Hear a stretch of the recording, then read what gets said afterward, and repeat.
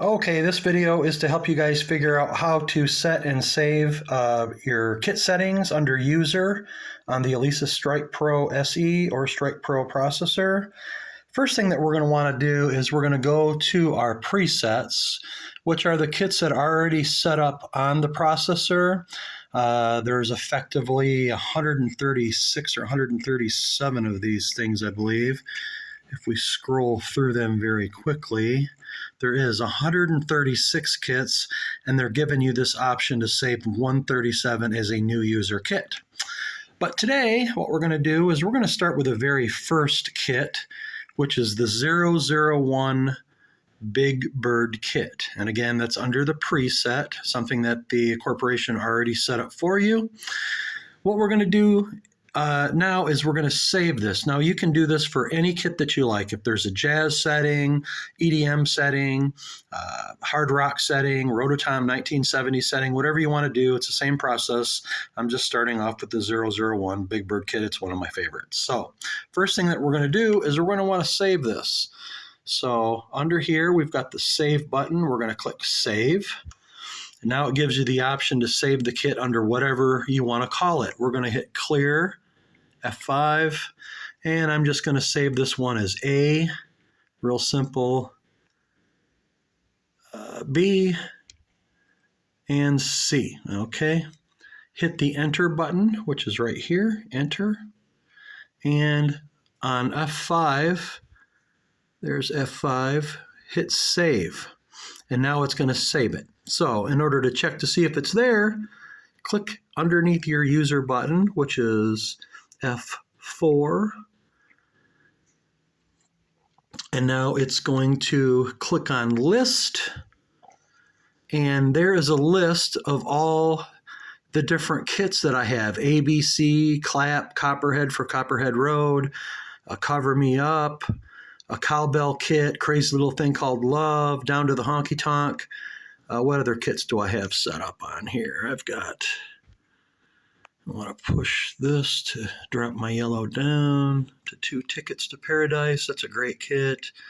We've got the Get Up, the song by Blanco Brown, a Kid Rock kit, which maybe someday I'll show you the video on that. Pour Some Sugar on Me. That song, I actually put the floor bass on one of my toms and also a snare setting that's different. I play the stroke, and I actually sampled the stroke, the reverse snare sound on the stroke to do that. And one of these days I'll show you that.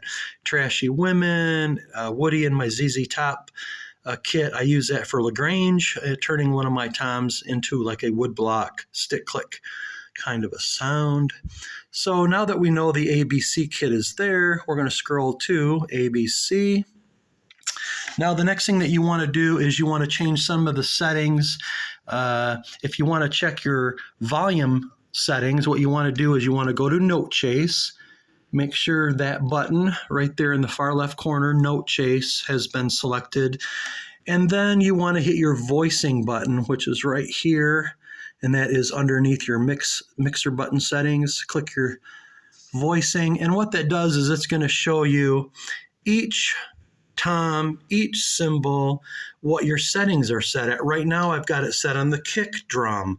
What I'm going to do now is I'm going to tap my second tom, which I've got 4 toms set up right now. We're going to do the second tom, and I'm going to show you what happens when you click on that. If you tap the tom, what it's going to do is it's going to change that trigger from my floor bass to my tom. If I click on the third tom and strike the third tom, it's going to switch over to tom number 3. If I want to go to tom number 1, I just hit tom number 1 and it switches over. If I want to hit a cymbal, of course, I hit the cymbal, and of course it changes to the edge, changes it to the bow. Same thing with my ride. I can hit my ride, there's my bow. Click on the bell, click on the bell, there's the bell. All right, so you got your bow and your bell, there's the edge for the ride. So depending on how you strike your toms and your cymbals, it will, while using voicing, go ahead and select that particular trigger so that you can change and make any volume settings that you want to. The next thing that you want to do, and we're going to go ahead and just back out of this, If you want to change your instruments, for instance, you can just hit that instrument button, and that gives you all kinds of different settings for toms or whatever you want. Sometimes I put cowbells on toms. Sometimes I put the clap sound on toms. You can scroll through and have all kinds of fun with all the different settings and stuff that there are here. And there are really good ones. It just takes a little bit of time and playing around with them to find out what you want.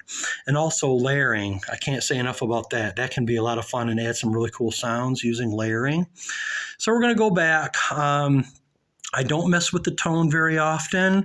There are some instances where I actually do use the tone.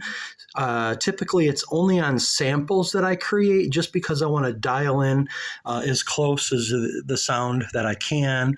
Velocity, I don't usually monkey with. Instrumentation, again, it's pretty self-defined.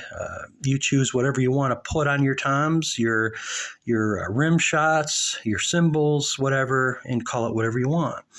The next thing that we want to talk about is we want to go to our trigger settings.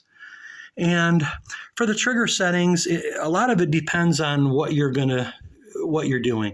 Now, for sample, for cymbals, for instance, my sensitivity goes between 55 and 60. That's your top left button.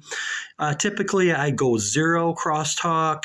My re-trigger on cymbals is low, especially on my middle one, just because I don't want any ghost hits, and I also keep my threshold between 30 and 35. My toms that I'm hitting right now, I've got my re-trigger set at 11, my sensitivity at 60, and my threshold at 30.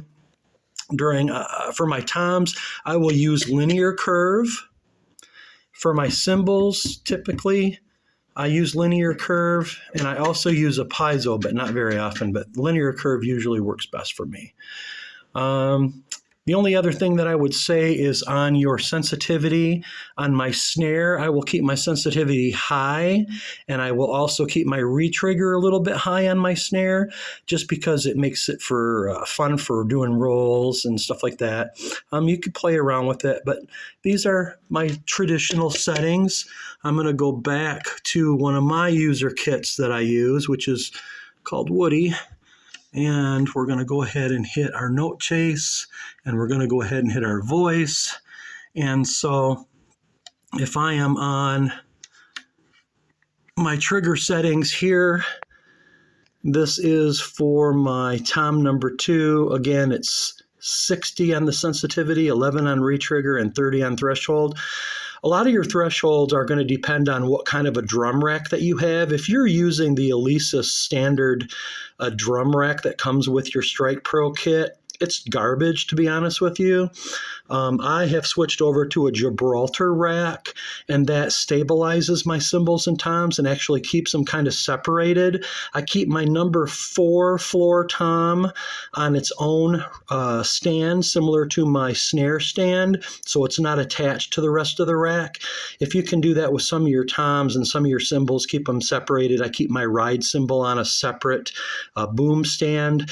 That will definitely reduce the possibility of ghost hits, but keeping that threshold at 30 or 32 is about what I like. It's totally up to you. Some people drop their threshold. They increase their sensitivity, especially if they're on a nice, well-flat room, like maybe in a studio situation, and they don't have to worry about the ghost hits, but that's pretty much how I handle that situation right there. The only other thing that I want to show you is kit effects. And again, we're on Ambio Bright. I go 30 all the way across. I never mess with EQ. As far as compression, 0 and then 0.7. I like the Rock 1 on compression. And then I don't usually mess with effects, but that's, again, totally up to you. I hope that helps.